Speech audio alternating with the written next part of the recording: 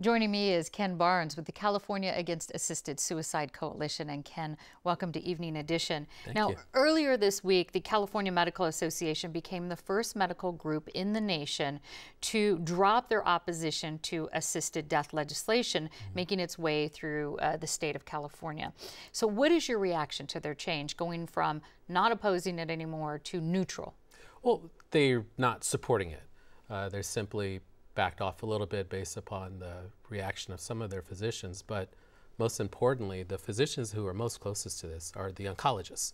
They see death all the time, and the Oncologists Association in both Northern California and Southern California came out immediately and kind of reiterating their steadfast opposition to physician-assisted suicide. So there's still, the medical community hasn't rallied around this. You just have one particular organization that is no longer actively fighting it. Right. The California Medical Association actually says the end-of-life decision should be made between a patient and the physician. Shouldn't that be an individual decision? If it was in a vacuum, yes, but it's not. What happens is when you introduce something like this into the system, you expose people to just an incredible number of dangers. So for example, it's modeled after Oregon. Oregon is a very homogeneous state. Everyone looks the same. The income levels are fairly flat, and even across the board. Here in California, that's not the case. You have a number of persons, they're undocumented, they're low income, they don't have high education, they don't have persons in that room able to advocate for them to make the proper decisions at end of life. And if you introduce this low cost option, you really endanger the lives of high cost patients. Because if you're disabled, if you maybe don't have a lot of money, the hospital or insurer is picking up a lot of the tab. Supporters in Aid in Dying bill in Sacramento right now say there are safeguards for that they provide oversight and would mirror Oregon's right to die laws, which have been in place since 1994 with these safeguards. So what is your response to that these laws could have safeguards to protect the very people you were talking about?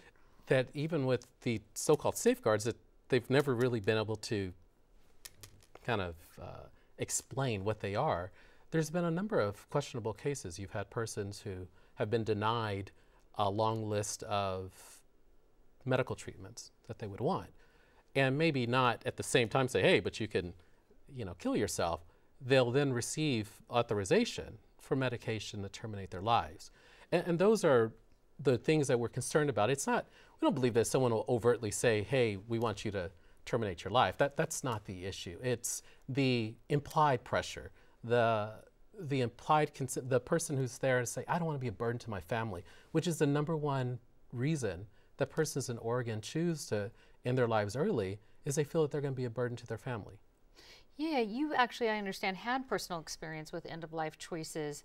What happened and how did that outcome shape your opinion on this? Interesting. I've had a couple of experiences with it. One close, I have a twin brother who's no longer living. And in his case, he had cerebral palsy from birth. So I spent our entire life growing up, he in a wheelchair. And again, there was always a consistent moment with physicians like, hey, we don't know how much longer he has to live.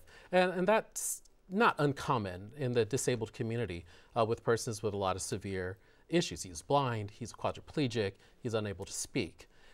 With that in mind, there is that concern that, well, what happens to other disabled persons? They're very high cost to take care of. It is what it is. And they often face terminal diagnoses, and then they don't die.